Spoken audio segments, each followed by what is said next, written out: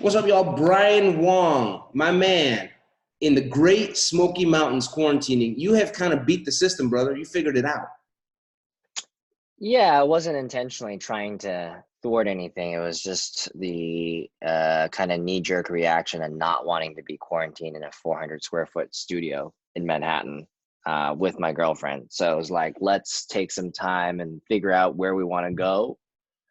And listen, anywhere where there's a lot of nature, where it's relatively affordable to be here for a long period of time, we were like, let's do it.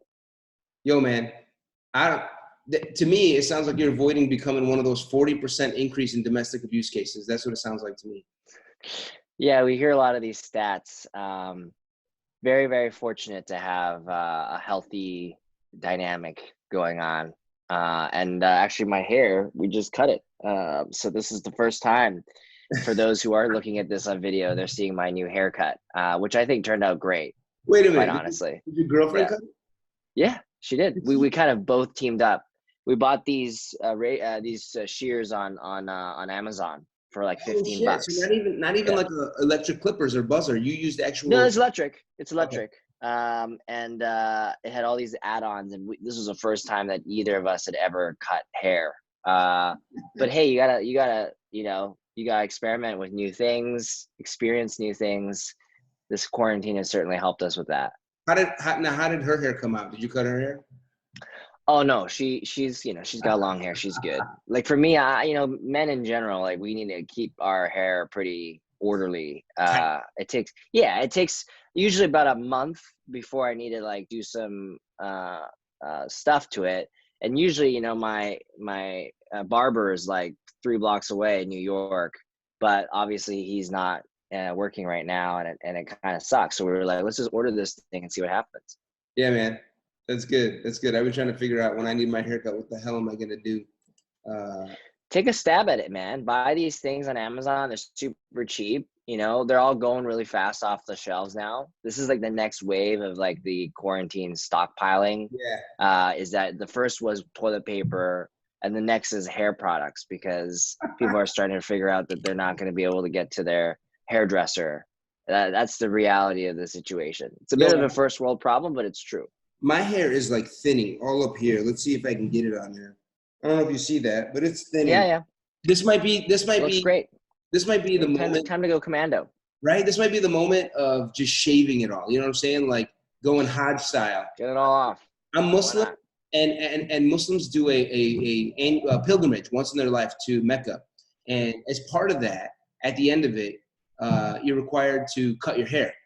And a lot of people shave their head and just go, that's it, man. I'm reborn. It's kind of like this is the moment. Quarantine is like a moment like you could probably want to be reborn at this point. Right? Quarantine, baby. So Brian Wong, dude, thank you for jumping on, man. We're definitely going to talk about what everyone's talking about. Retail sales are just down huge. The economy is just in the tank. So we'll get your perspective as an entrepreneur doing it for the last several years. But before we do that, dude, to me, you know what you are, man? You may not get this reference. I hope you do. You're like the Doogie Howser of startups. Have you heard that before? It's the first time I've ever heard that. No. Boom. No, dude. I've obviously heard it 15,000 times. But I actually did not even know that Neil Patrick Harris was Doogie Howser, because that show was out, I think, right when I was like growing up. I was gonna say, you must have been in diapers when Doogie Howser was. Yeah, exactly. But I mean, who isn't a fan of Neil Patrick Harris? So I'm really glad that I get that reference. I'll tell you who's not a fan of Neil Patrick Harris. People who don't like gay people. A lot of people bash that poor guy online. Oh, well, that sucks. That's unfortunate. Yeah. No, we're MPH lovers here. Great. So okay. So how old are you right now? I just turned 29 yesterday. Hey, damn! Happy birthday, dude. Yeah, everything's happening at the same time. Haircut, birthday, quarantine.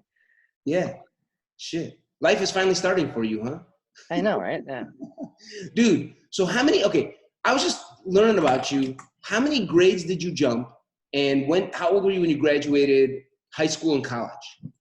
So I skipped 4 grades. The grades were grades 2, 7, 9, and 11.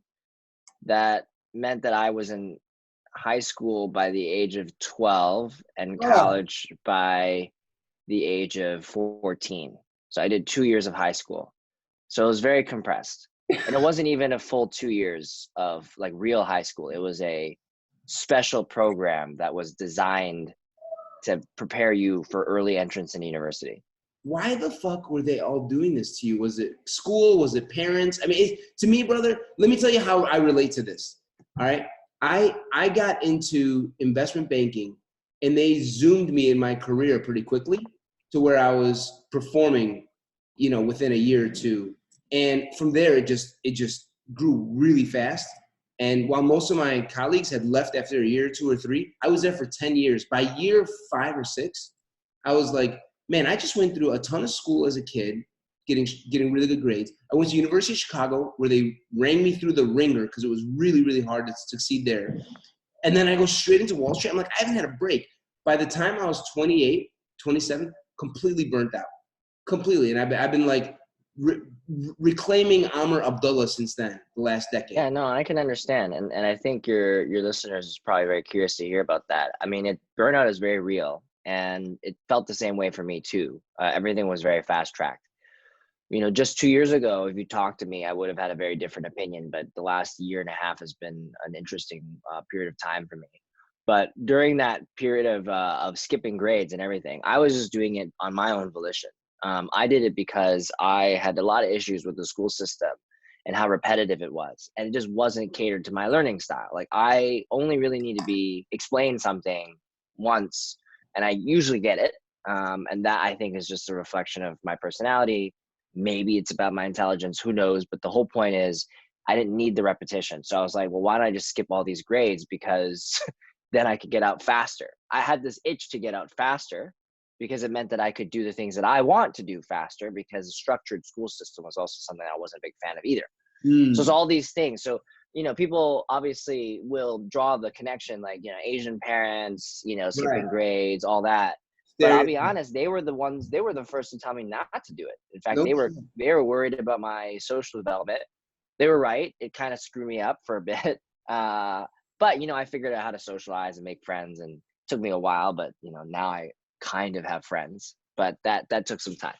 Dude, you know what, man? For being real on this podcast within minutes, I give you huge props for that from a social perspective. That's great. It's almost like you have a sobering view of what you just went through the last few decades. Like, yeah, it wasn't fucking easy. Yeah, you had some serious challenges. And you're working through the ones where your weaknesses are, like socializing or whatever. So honor you for that, man. Well, yeah, I think the other thing is put it this way. You are constantly in environments where there's high pressure and achievement is the only goal, right? It's getting out of school faster, starting a company, making revenue. Now it's appeasing investors. Now it's taking care of your employees. Now it's, all this stuff, right? There was no time for me to be a human being, right? So when you said for you to be Amr Abdullah and reclaim that's essentially what happened to me over the last year after I sold the company. It was like I had to basically realize who I am. But what's even crazier? You didn't even know who that person is for a while. I don't even think by now I even know either, right? Like, because what did I truly want to do is the question. Who did I really want to be? Because when you're being caught up in all this achievement, and this is the funny thing in business conversations, I don't discourage people from being hyper ambitious. In fact, you should be. That's, I think, still the spice of life. But I think there is a desire that for me to share with others that it's okay to do it slowly. It's okay to do it not in a rush. And in fact, there's a lot of things that just should tell you that that's the case. Like, has anyone, like, I'm not going to generalize, but I will. Have you ever seen any child celebrities turn out great?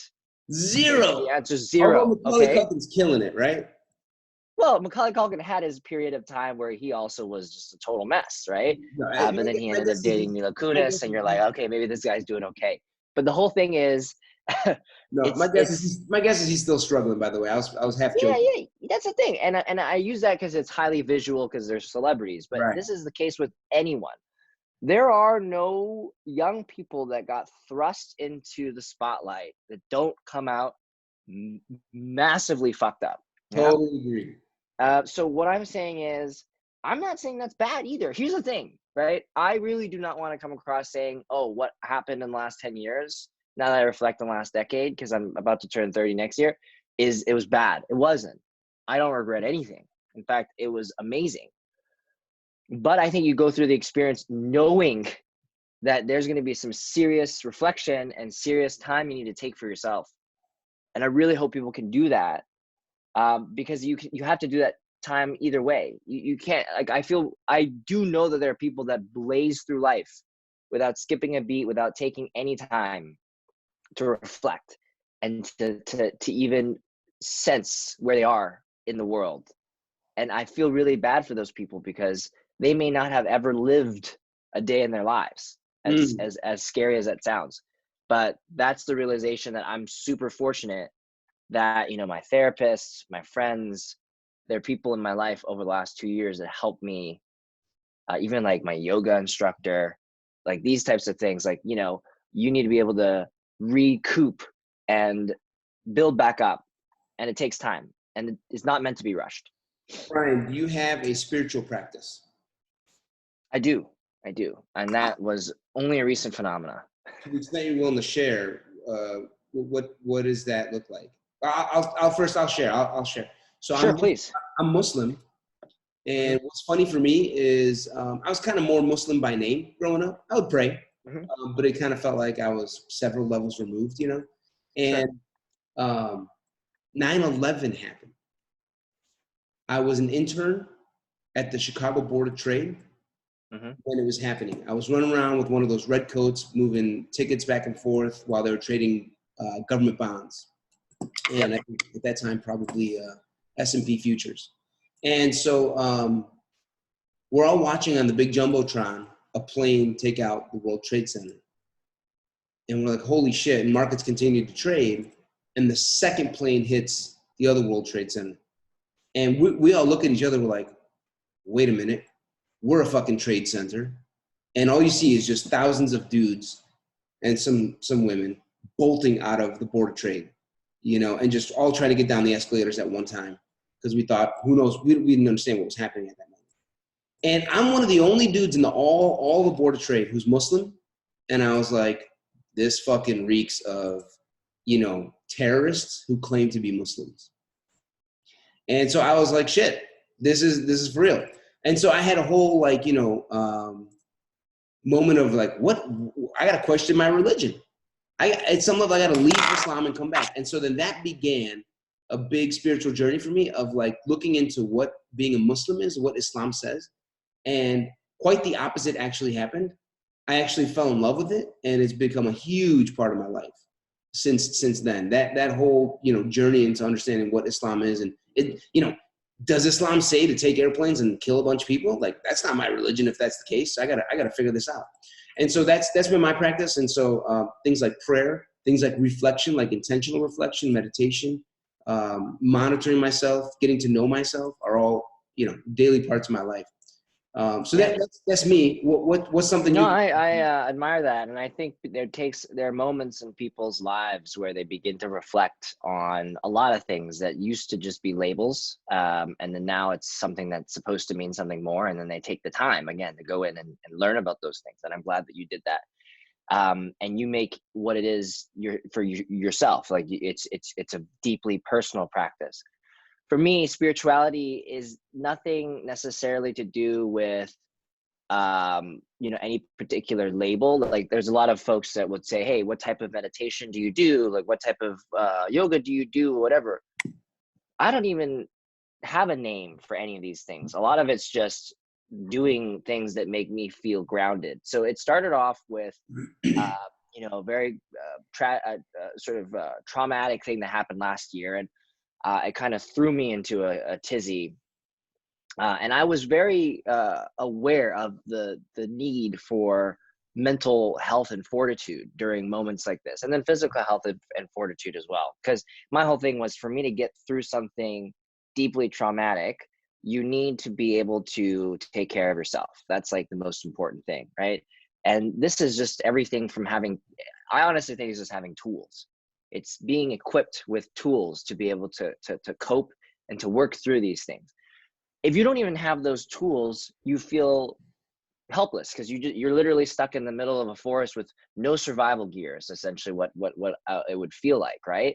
And I think if people work on creating those tools, they not only are they aware that they have it at their disposal, but they can always use it at any time. So for me, it started with simple things like breathing techniques, presence related techniques, just being aware of your surroundings, being in the now. I didn't even read The Power of Now until like 2 months ago, but then And I you're from realized that Vancouver, dude. yeah, Eckhart, of course. So the whole year I was doing shit that he was talking about in his book, but just accidentally, you know what I mean? And this was mostly taught by techniques from my therapist. So I did get a therapist. Luckily, my health insurance had covered it. And that was something that I was very fortunate to have. And this was weekly therapy. And then yoga. I honestly wanted something to do. And I learned the beauty of yoga being a deeply meditative practice as much as it is physical. So I was like, wow, this is great. I'm an active guy. I'm an athlete, right? Like I play ice hockey as a Canadian. Like I love being active, skiing, all this stuff. Now none of those things are happening, which sucks. But again, I have the tools. I can use yoga to, again, be back in myself and then also be physical at the same time. So you feel healthy mentally and physically at the same time. So that's kind of the combination. So it's a combination of yoga, meditation, therapy. Those are the three things. And that's it. And for me, that's been sufficient to get me to a place where I am able to handle, anything, right? In terms of anxiety that I get, I had panic attacks for quite some time. I was still having flashbacks and nightmares, all sorts of things that, would plague you. But again, if you have the ability to take that moment to calm down and to reflect and to get into a safe place, that's what I tell people meditation creates, is you create a safe space for yourself, right? If you're having all this crazy stuff going on in your head, to know that every time you meditate, close your eyes for 10 minutes, doesn't even take that much time. Usually I meditate between 5 to 20 minutes. Even a 5-minute meditation can calm you down. That's super exciting. Think about it, right? If I could tell anyone who has challenges dealing with certain things in their life mentally, that if they literally only needed 5 minutes to get to a safe space, that's deeply relieving, right? So that is an amazing thing for people to have. And I wish for everybody to have that ability. Amen. And it takes time, but it's very important. I'm noticing myself. I'm noticing my breath now, just listening to you speak. Yeah. That's simple things like that too. Being conscious of your breath, being conscious of things like your clenched jaw, being conscious of how you are treating your eyeballs and their sockets. I mean, being conscious of your scalp. Wait. What is treating your eyeballs in your sockets? What does that mean to you? Well, sometimes people like always make weird, when you're stressed out, you'll furrow your brows, your eyes will just be a certain way, and then so you have these muscles that are just contracting around your eyes. So another practice around presence and mindfulness is just to loosen up your eyes. Right. Soften your eyes is what your yoga instructor will say, right? But there's so many different things. There's a reason why these things have been practiced for thousands and thousands. Now, is the yoga that my instructor teaching the same as the purest of pure forms back from India or wherever it came from? Absolutely not. And I understand that people want to be purists, but at the end of the day, you just take what you can get out of it. And if it works for you, you should be happy about that. And I'm very grateful for that, Yo, this is fantastic, dude. And so, like you, I went through a traumatic experience. Mine was 2008. It was a financial crisis. At the same time, I found out that my marriage was in shambles and I'm about to get divorced. So while I had a front row seat to all the financial crisis theatrics, I was right in the middle of that hurricane. I got a call and it just shook. It shook me to the core. And that was my huge traumatic experience. And from there, 2008, I began to even go deeper into what it means to be a Muslim and what surrendering, because that's what Islam technically means, surrender. What does that mean? I got to really dig deeper, because this is becoming even more traumatic and more difficult. And so that for me led me to even deeper levels of things like meditation, prayer, exercise, yoga. So yeah, man, we're vibing on that. So to the extent you're willing to share, only to the extent you're willing to share, what was the traumatic experience you went through? And if you don't prefer to share, we can skip that. But what might you have gone through, and what tools did you pick up to help you ground yourself? Yeah, I mean, I don't mind sharing a little bit. I mean, it was an incident last year that came out from in the press that was a very deeply identity rocking type thing, where you know, people who knew me did not know that that something like this had happened, and obviously was not what I did, and it was very, very public for some time, and so I, you know, obviously, you know, was dealing with a lot of things that made me just shocked that something and someone would want to accuse me of something like this, and so I had to deal with my identity essentially being completely demolished, and so many other things that came with it, obviously. Is And it before or after you sold your company? This was before, and so obviously we were in the middle of a transaction. We were in the middle of a lot of different things that were going on. It was just not a good time. So that's the extent that I'm comfortable talking about it. But I think I would say, like, you know, when you have a moment where people question um, who you are because they read something online, versus people who know you and truly stand by you, it's a very different situation, and it's a deeply clarifying one. So one thing that happened was just, I was able to see who really truly cared about me, and Right. I think that was one thing last year that was very important. And I think it clarifies in multiple ways, because then you realize what's important in life. And this is what I keep talking about. It's like, you can make all the money in the world, you could be the most successful, the most popular, the most powerful person, but if you have none of those riches inside, right? If you don't feel any of these things deeply, those things don't matter, right? And riches inside mean relationship quality. It means your relationship with your parents, your family, your closest friends, your relationship with nature, your relationship with your body. God, if you don't have any of those things, it doesn't matter. It really doesn't. It really doesn't matter. And so I think people try to spend so much money to try to compensate for these things in really short spurts, right? To try to almost look for the quick fix. That's why these vacations are always sold in packages. Like, go get away for 10 days and life will be great afterwards. Absolutely not. Even if your marriage is in shambles, you could go on a vacation for 7 days and it's still going to be in shambles. It's just like, you Right. still have to you have to face these things. Right. And I think that's why I think now is more important than ever, and why I think this quarantine has helped a ton of people, is that it's essentially given everybody a timeout.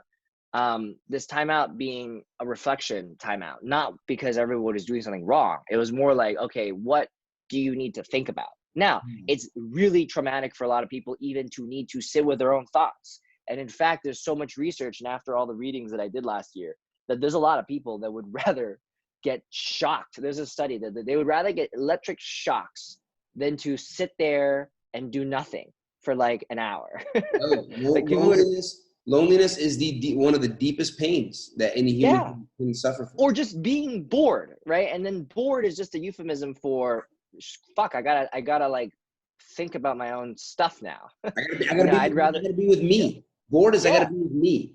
exactly. And that is so sad if you think about it, that people are afraid of dealing with themselves. And you know, um there's a lot of things that if you realize when you're dealing with yourself, you need to reconcile with, you know, things you've done in the past, you know, how you're feeling in the present, what you'd like to do in the future, who you believe you actually are. But again, I keep on saying this, and for people listening, you don't have to have those answers right now. And in fact, you may even never get the answers, and you should be okay with that. Because I think trying to seek answers is also a overt desire that will cause suffering, right? Which is, I know, reminiscent a lot of Buddhism. And it's funny because like all these things that I talk about, there are elements that are sprinkled into a lot of religions.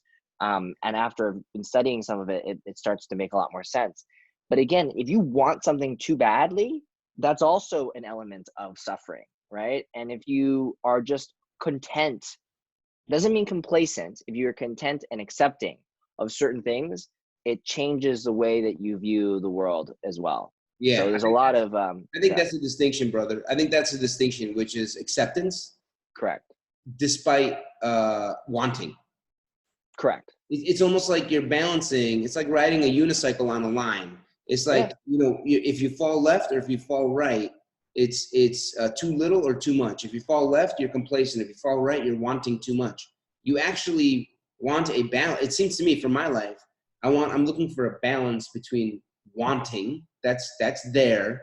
I want to be successful. I want money. I want a healthy marriage. I want kids. I want a great relationship with this person, with my partner. And then being pissed about not having that, to me, is usually a sign, oh, I got to work on acceptance right now. Mm-hmm. You know, that lower quality, that suffering I'm having because of how much I want, means I have very little acceptance right now, and I got to work on that. And so that's kind of where I try and find the balance, you know?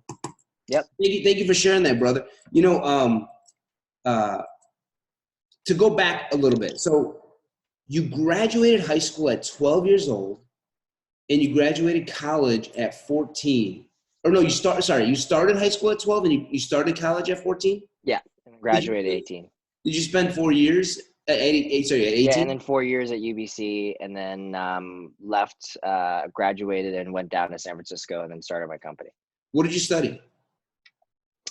Business, and marketing was the focus, concentration. And I also sprinkled a little bit of political science in there because I was fascinated by politics. Why'd you pick marketing? I mean, you're on this wild trajectory that almost no one else is on. You start college at 14, and when you walk into college at 14, you're like, yo, I want to learn marketing. That's not what I would think a 14-year-old super child or savant. Yeah, it would have been something like in astrophysics or something. Yeah. I mean, at the end of the day, I think this was also a product of my father being in business and having zero exposure to the business world while I was growing up as well. In terms of high school literature, you're not learning a lot in business. I mean, the closest is you've got economics that you can take in high school. I think most AP classes, there's an economics option, but that's not business either. No. And so for me, I was very curious. I was like, well, let me go to business school, because my university had an undergraduate business program, and that's the one that I went into. And then marketing was something that I naturally fell into because I was a graphic designer growing up. I loved tinkering around in Photoshop. I was making money building websites for people. I was very creative. I knew I was very creative. So I was like, what business function has creativity baked in? It was marketing. So that was how I got into it. And then I also knew that there are other fields of study that I could certainly have gotten into, like, obviously in the sciences, or even in the arts, because, I'm a philosophical person. I love looking at things scientifically. But at the end of the day, I said, well, these are all things that are enjoyable, but not something that I think I would be wanting to spend my entire life doing. And that was also the pressure I think that you get in university, which again is totally false, because you can study astrophysics and end up being the CEO of a tech company doing whatever. There's nothing to do with astrophysics, and you're okay. So that was kind of the thing that I felt inclined to do, was just to go into business. And the other thing too that I recommend for folks is it's always good to have business knowledge. it's because, you can have the best ideas in the world, but being able to take it to market, being able to create a business around it is a critical skill set. Now, Yep. did I need a whole bachelor's degree for that? Probably not, but it was an enjoyable 4 years nonetheless. All right. And then did you jump into, okay, so tell us about Keep, right? So eventually you make your way to Manhattan and you launch a startup. Is Keep the first startup you had? Yes, it was the first company I ever started. I had first moved to San Francisco because of the tech dynamic there, and I was very curious to see what it was like to raise money and do the whole thing that you see in the press nowadays. And this was back in 2010, so it was still a thing that people were talking about, but it wasn't as hot per se, right? Because it was just after financial crisis. I also thought that tech was a type of business that would be relatively call it time delayed in terms of economic impact, which is generally true and will be true, I think, of even this crisis. Well, what does that mean? Time delay? It takes time for the effects of the larger economy to hit tech businesses. So for me, when I was in San Francisco, and then also the fundraising cycle, when I was in San Francisco, in fact, a lot of the VCs are very crisis alert, meaning that they will invest more when the markets are deflated because they know that there's only going to be upside, which is why I think there's this self-correction dynamic in the valley that certainly helps. But I didn't know all these things coming into it. I was just like, I just want to go down to Silicon Valley and see what it's like. So I went down there in 2010. I got a short first job at Dig, which was a social news website, a lot like Reddit. I started working there, and then I started a company just 6 months after I started working there, and that was Keep. And Keep was very simple. It was a desire to make mobile ads less terrible. I got this insight because I was playing games, and I was a huge gamer, and I was playing a lot of games on my phone, and I was like, these ads are terrible. And because I was in marketing, I was like, well, how can I create a better marketing and advertising experience? And then came with the idea for infusing rewards into an ad. So let's say instead of getting just a pure ad, you got a free XYZ, or you got a boost in your game, or whatever it is that actually gave you value. So that was a very sticky, exciting idea. And that's what sparked the whole creation of the business. And so I recruited a couple of my co-founders. We went in eyes wide open, and we got a small seed round of investment, and then off we went. And that was in 2010. And yeah, it was a 9-year journey. And that was in San Francisco. Yeah, and then I moved to Manhattan 4 years ago, mostly because, and still with the same company, but because we had a lot of ad sales happening in New York, because that's the center of most advertising buying. It was better to be next to the clientele, and I wanted a bit of a change of scenery. I have a friend, not a close friend, an acquaintance.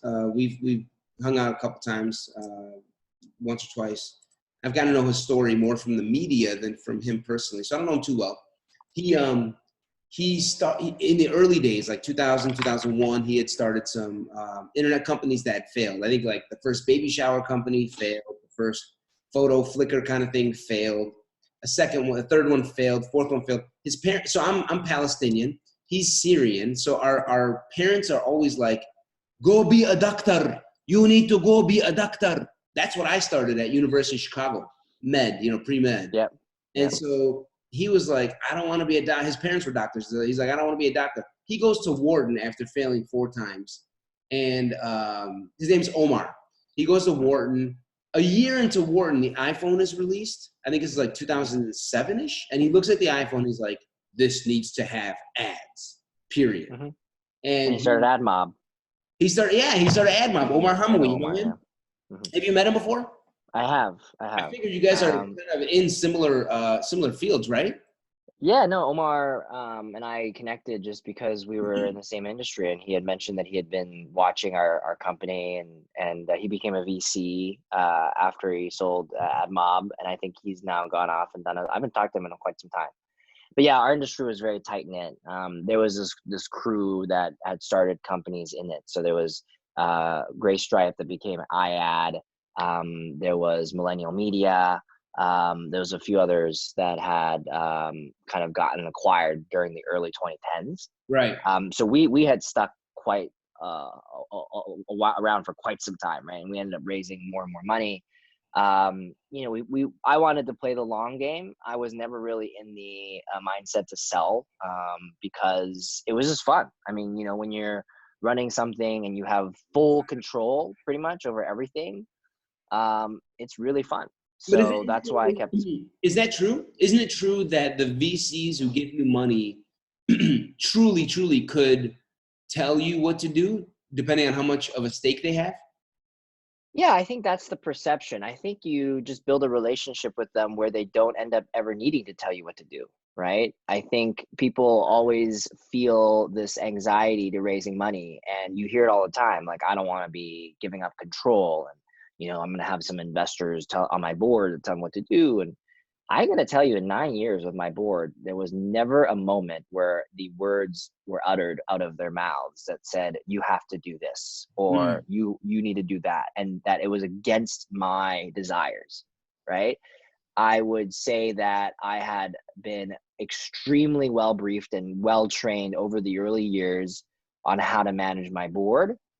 And that's just a euphemism for making sure that you don't surprise them and that you build a healthy relationship where it never gets to the point where they spring up something to surprise you. Right. Right. And I always tell people this, like, if you ever have to be in a shouting match with your board member, it means you suck at building relationships with people who you work with. Like, I mean, yeah. And there are going to be strong personalities. I do not disagree with that. And there are people who are a little, you know, crazy.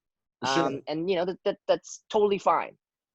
But you also get to choose these people in the early days. Sometimes it's not necessarily full choice because money is money, and sometimes you need that money. But you know, you can structure the relationships so that it continues to be as healthy as possible.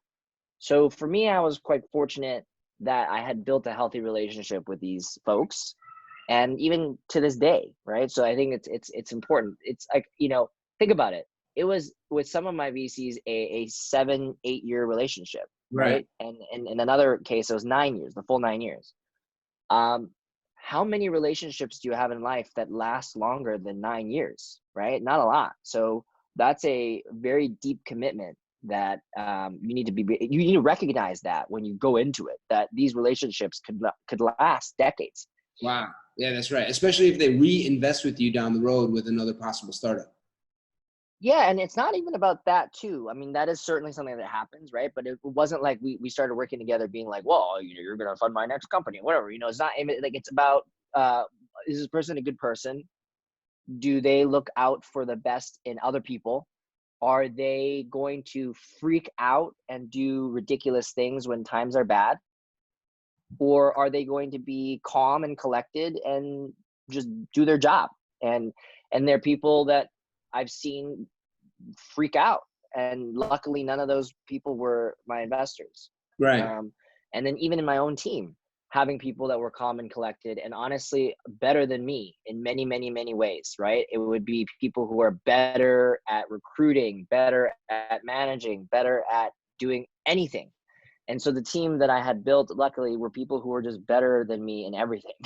So Yo, you kind of just make sure you keep upgrading yourself that way. dude, the thing I'm picking up on here with you, which I bet has a lot to do with your success, is just the honor and respect that you have for other people. It's in some ways selfless and humble to say, yo, I'm sorry, I just don't recruit as good as you, you know, co-founder number 2.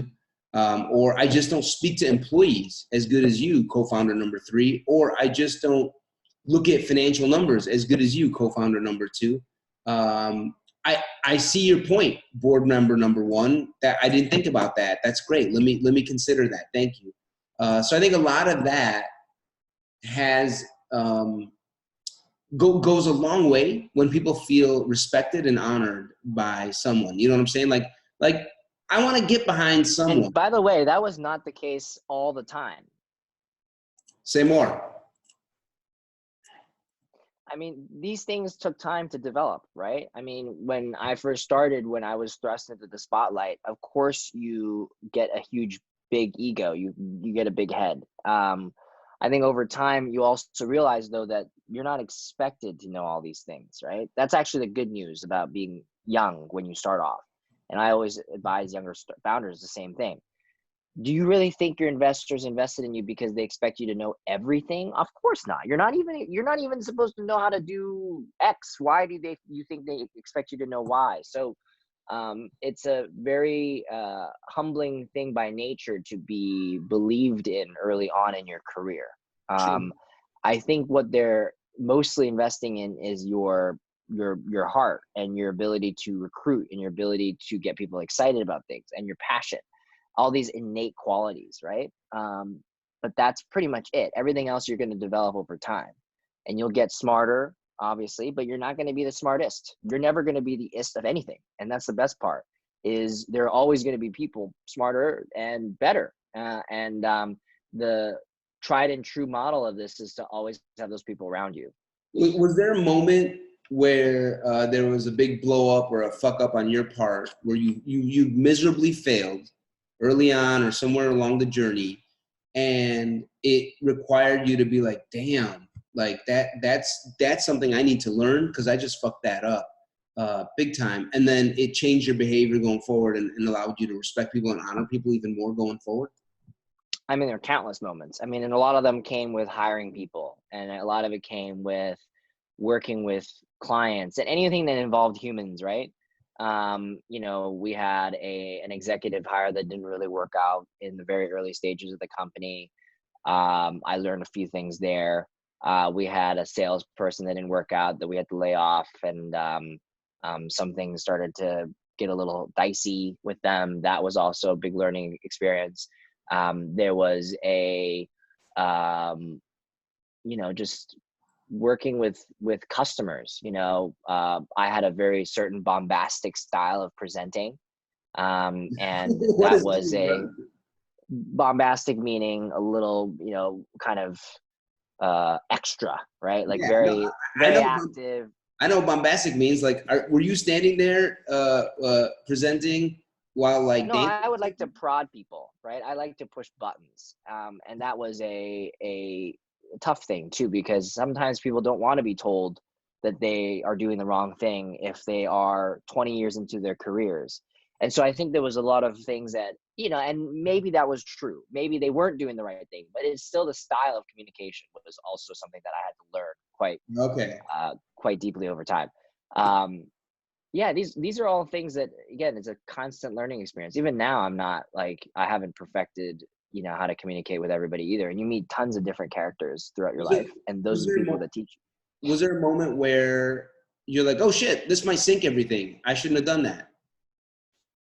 Nah, luckily, no. Yeah, there wasn't a oh shit moment or like I've done something that will potentially severely alter the future of the business.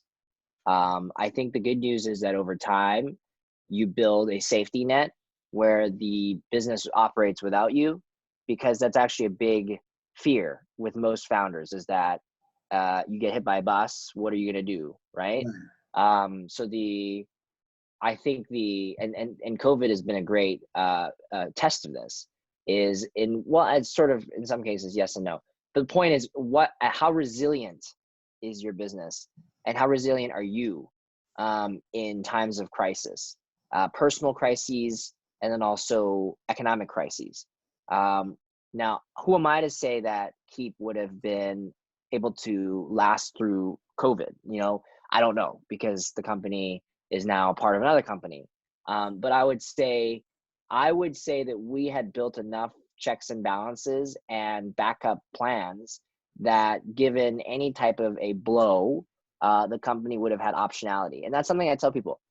Success and riches are not insofar as the sort of dollars that you have in your bank account. That certainly is one thing that indicates that, but it's your optionality, right? Wow. Do you have multiple paths in front of you?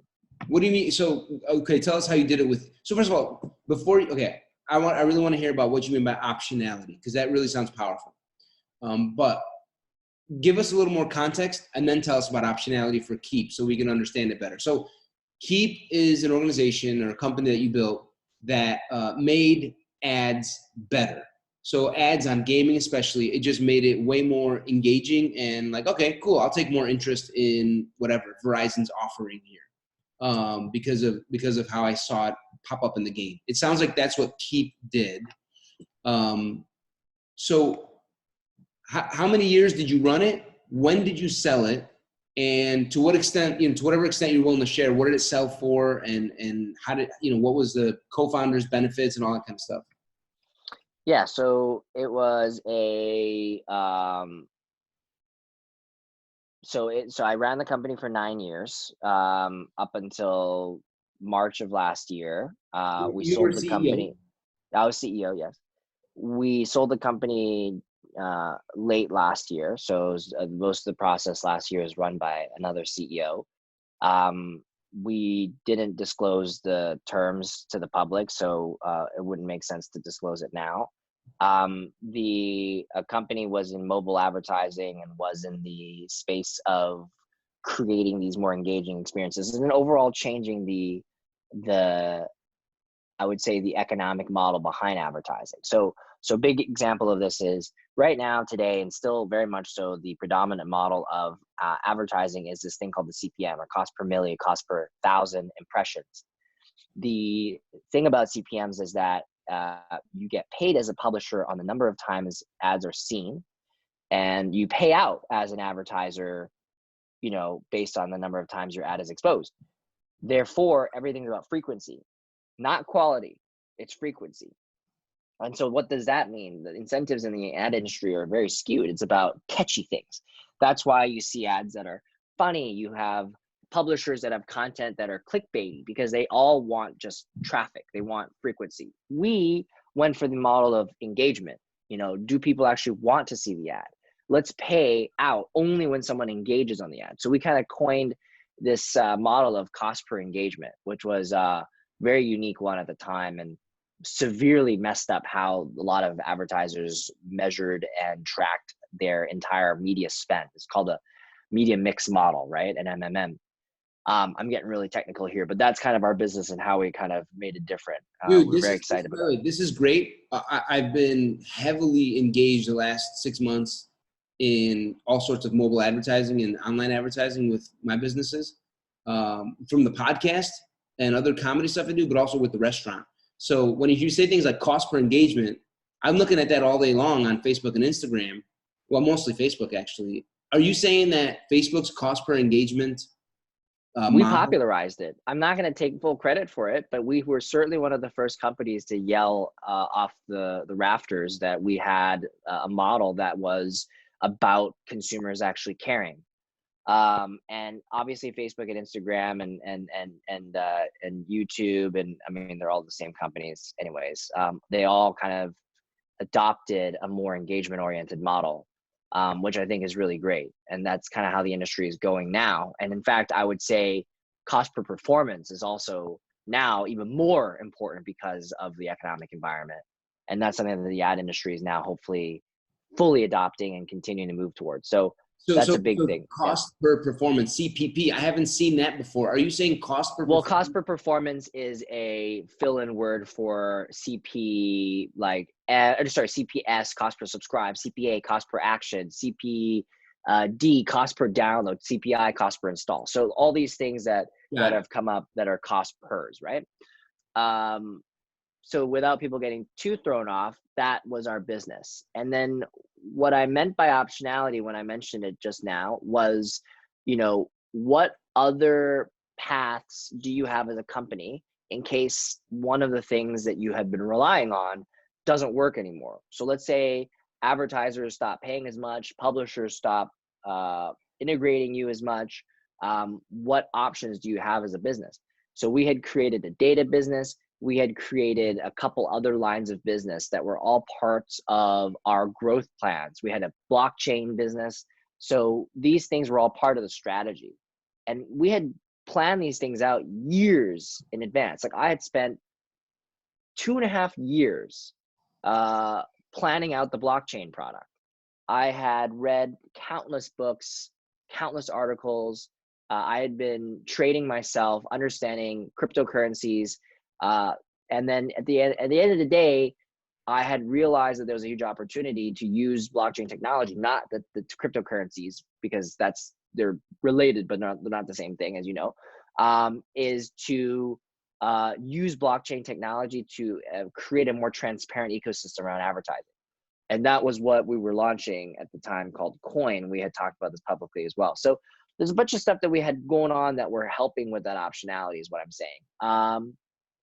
So I would say with people, when they run a business, it's important to, and Gary Vaynerchuk said this once, and I kind of use it a lot, which is like, wake up in the morning and think of how you can put yourself out of business, right? Like, what is going to put yourself out of business, and then prepare for that. Now, there's extremes. Like, you don't have to like wake up one morning and then yell to your entire staff, "Oh my God, we're going to go out of business. If this thing happens, let's do this," and do this huge rash thing. It's planning 3, 4, 5 steps ahead and saying, okay, let's make sure we have a product that, even if this were to be completely disrupted, we'll be okay, right? That's optional. And then also, a lot of it is relationships. Optionality can come in the form of a phone call, and people totally underestimate this power. It's like, who do you call when things go awry? And not just saying when things go awry, I would say when a huge opportunity presents itself and you need to accelerate it as well. Who do you call for that? So these types of relationships you need to start building very early on in your career. And a lot of these relationships, it took me, 5, 6, 7, 8, 10 years, right? And even now, luckily, some of these relationships are still in my world, in my universe, and I'm very grateful for that. Right. So, okay. So when you said optionality, I thought you were just going to say other revenue streams, but really you're saying way more than that. You're saying, no. I'm talking about other, almost like sub businesses or subsidiaries. They are definitely in similar categories of, like, for example, advertising, but it could be an offshoot, something like blockchain or something innovative. Sink your teeth in that and build a foothold in those, just in case shit hits the fan, or better yet, just in case the regular mobile advertising we're doing goes to shit and suddenly it all is blockchain. Well, it's opportunistic, right? It's like going to where the puck is going to be, right? And, a lot of it is always have that in mind as a growth mindset. Obviously, you also have the opportunity to recover if something bad happens. And that's just the thing that I'm mentioning, because something bad really did happen over the last month or two. So I think, the growth mindset is usually the most powerful. Because you're optimizing for something. I always said this to the team: windshield versus rearview mirror. What opportunities do you see over the horizon? Look through the windshield first. These are all the new things that you could do. And nothing trumps innovation, and innovation not in the corporate buzzword innovation, but rather innovation as like dreaming up completely brand new things. Because there's nothing more powerful than a brand new idea that is sticky, addicting, and honestly exciting for people. You can always bring people out of a funk by having something innovative and exciting. I've seen this time and time again.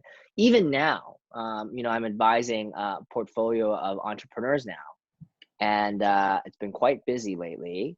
And this is because I've been spending a lot of time with them brainstorming new ideas, honestly, to take the situation at hand and make the most out of it. So how do we actually help people who are going through a lot of hardship because of this, the COVID crisis? And then also, what does the world look like after COVID, and how do we plan for that? And so I think these are two questions that now people are starting to spend time thinking about. March was a bit of a write-off because it was a bit of a shock for a lot of people to process. But April is a thinking month. I think April is a very important thinking month, and people are going to come up with some pretty amazing things. That's exactly where we're at with my business. With the chef I work with, who's a kind of a world-class gourmet chef, and with my kind of right-hand guy, all we're talking about right now is rethinking the food and restaurant business. I mean, it's because we used to be a traditional dining room that was fairly busy, that would also deliver food on campus because there's university dinners to all the various cafes. So we kind of do meal replacements. And we do tons of catering, just tons of catering. So many conferences, events, blah, blah, blah. All of that, well, sorry. A lot of it went away, yeah. Yeah, dining room, gone, right? Yeah. The catering, social gatherings, gone, right? So now people are moving to like family meals. Yeah, okay, that's kind of working. We did all these videos, online social media videos. Our biggest thing that's working, honestly, is social media advertising, telling regular lay people, give us donations so we can provide meals to healthcare workers. We've done 300 so far, where people will just donate. They'll click our button, contribute 10, 20, 50 bucks, and then we'll just make individual meals using masks and gloves and send them off to all the various hospitals so that they know, health heroes know, we got their back.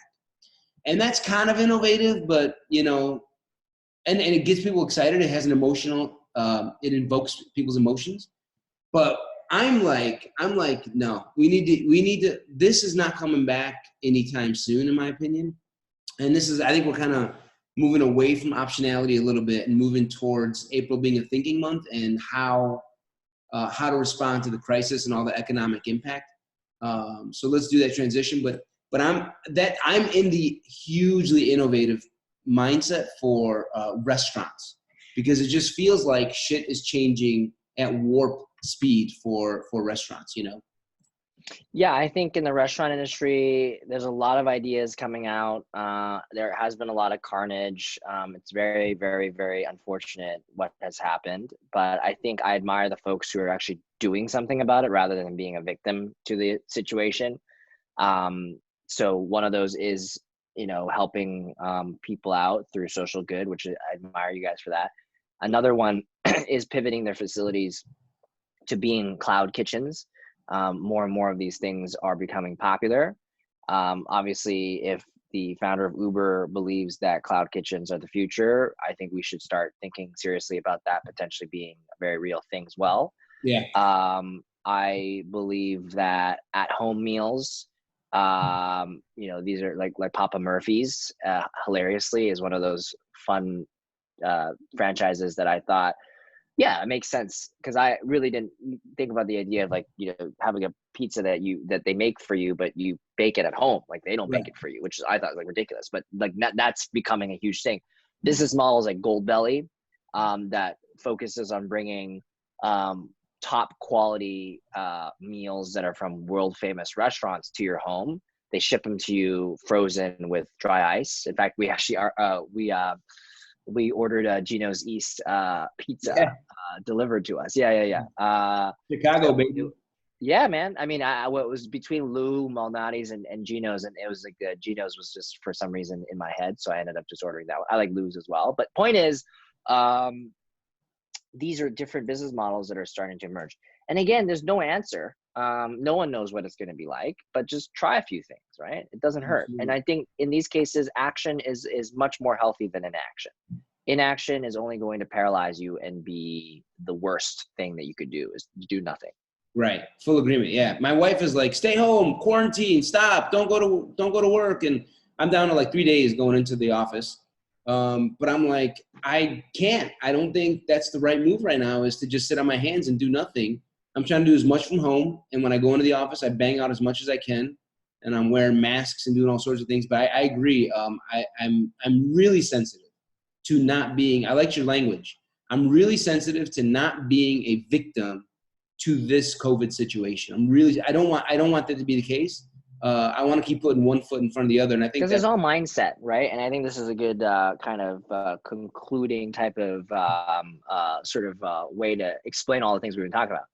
Everything that I do and everything that I share with folks is not really reflection of reality. It's all about your own mindset of what reality is, right? And the victim mindset is one that makes you feel, again, helpless, hopeless, unable to act. When I talked about the mindfulness and spiritual practice, it's about having the tools so that you are able to act where you aren't the victim of your own situation, right? And same with business. You create ideas, you ideate your way out of things, right? There's always going to be ways to work your way through things. Some people call it hope. For me, it's just don't have the mindset of being a victim, have the mindset of being a builder, creator, innovator, someone who charges through. Because I think, and even like when you feel like a little bit in a funk, what my girlfriend and I have been doing is just been doing these quick 7-minute workouts. It's this app called 7-Minute Workout. It's 7 minutes. You take 7 minutes to go take a dump sometimes. I mean, this is literally enough time to go and get your heart racing, you got blood pumping, and you feel so much better. And it's a good metaphor when your body's moving, right? There's enough oxygen that's now kind of invigorating you. If you're just sitting there all day, you're going to feel like shit. It's just natural. The human body needs to move. And the same goes with your mind. When your brain is being inactive and at rest and just being like almost rotting, you're going to feel like shit, and it's going to be continuing. It's going to get worse and worse and worse. So as much as there's all these posts on social media right now, it's like, don't productivity shame. People are allowed to be unproductive during a crisis. I agree. But you also need to then spend the time after you've been there to reflect and be shell-shocked to actually do something about it, And Right. and then you can't complain, right? Because if you had the opportunity to do something about it and you didn't, then you have an issue. But yes, take the moment to reflect, take the moment to heal. Certain people take so much time to do it, but take the opportunity to act as well. All right. So in the spirit of getting closer to the end here and wrapping up, let's fully pivot to so as a successful startup dude, economically speaking, what are you observing, and what's hitting you the most, and where do you have a strongest opinion when it comes to the recession, industries, what's going to hurt the most, what's going to benefit the most? Are we going into a depression or recession? I'm kind of asking you to put your economist hat on a little bit. Yeah, I mean, I'm not an expert in economics by any means. I don't have all the macroeconomic data to make a full assessment, so I'm going to preface it that way. However, I do have an opinion, and I think it's okay to have an opinion, and I'll share it. I think we don't know the true impact of this because we live in a bubble, you and I. You have a roof over your head. I have a roof over my head. There's a lot of people who don't have roofs over their heads right now and are going to lose the roof over their head. That volume of people, we don't know. And the reverberating impact of a growing population as such is going to be hard for us to understand, right? Because we've never lived in a time in our lives where this many people have been displaced because of some type of a economic, and in this case, a health crisis. So that being said, I think be prepared for at least, I mean, you remember 2008 took years for the world to recover. People lost their homes. I mean, there was even people now are still reeling from the crisis in 2008. It took people a decade still to get out of it in some cases. So you just don't know. I would say it's at least 18 months until the world will get into some semblance of normalcy, because a vaccine still has to be developed. Before that's developed, there's going to be waves of this stuff. International travel, interstate travel will be affected and already is being affected. Interstate relations will still continue to be affected, both for better or for worse. You now have East Coast states, sort of collaborating and saying, hey, we're going to open up together in a coordinated effort. There's all these things that you'll never have seen in your entire life that are happening now. What that means for economics is look for businesses that in the short to medium term are COVID proof. So things that of course don't rely on people being in person or interacting a lot in person in order to spend your time. Look for kind of completely brand new businesses to emerge.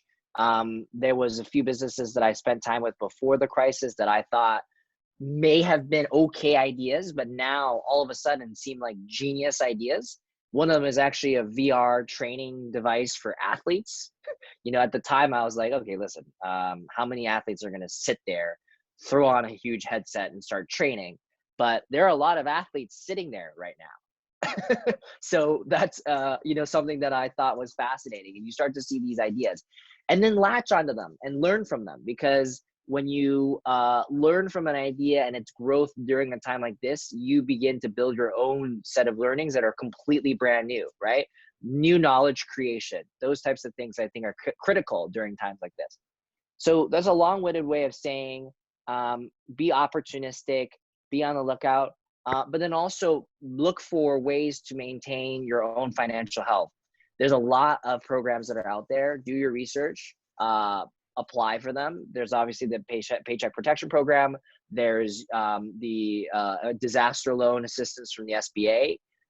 Those are things that are essentially free money that people should be leveraging, because I would say if you don't, you're almost like economically behind, because there are people that would have gotten a handout that are able to maintain their current status, or at least a certain semblance of their certain status, and then they can continue to have the mindset to innovate. Because agreed, if you're about to get evicted or you're about to lose your livelihood, it's really hard to innovate, right? But if you're able to create a financial cushion around you so that you can actually think, thinking in a time of crisis requires some cushion. And so at least give yourself that and then move forward. It doesn't take a lot of money for that, right? Cutting down some of your existing expenses. Granted, if you have a family, it's a little bit more challenging, but there are people that have figured out how to do that.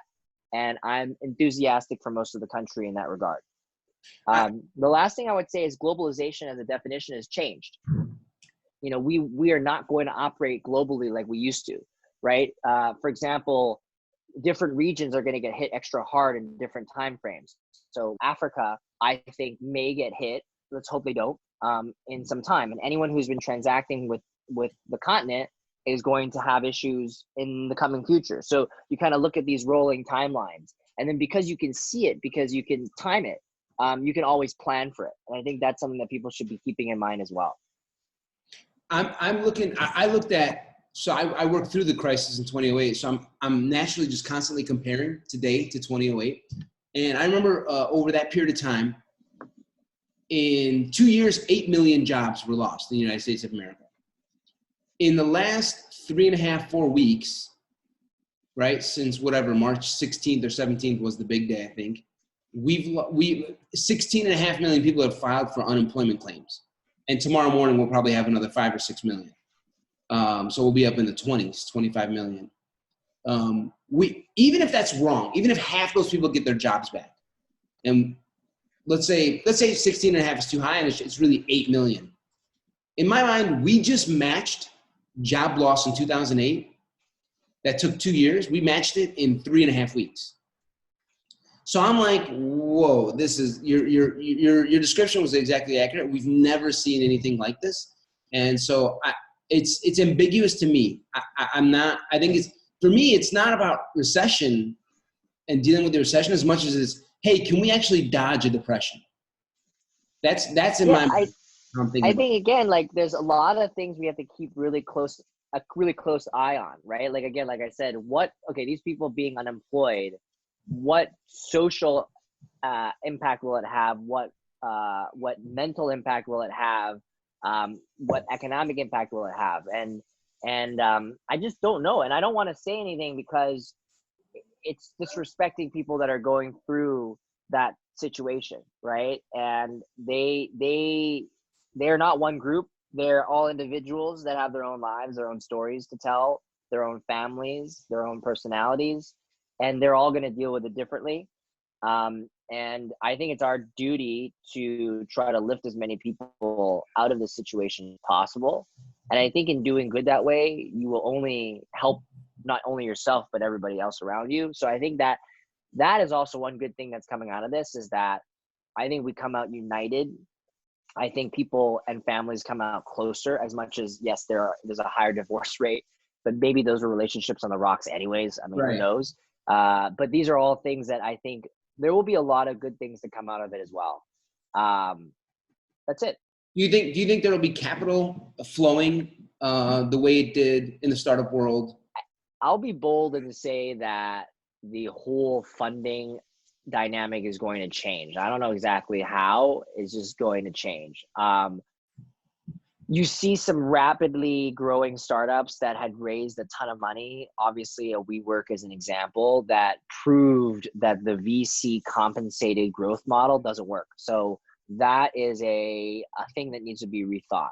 I would also say that generally speaking, and people will find this controversial, but I like saying controversial things sometimes, is capitalism as we know it is going to show some cracks, and already has shown some cracks in the model, right? Just the fact that our healthcare system is hyper capitalist, and we were never set up in order for that to ever be able to withstand a huge crisis like this.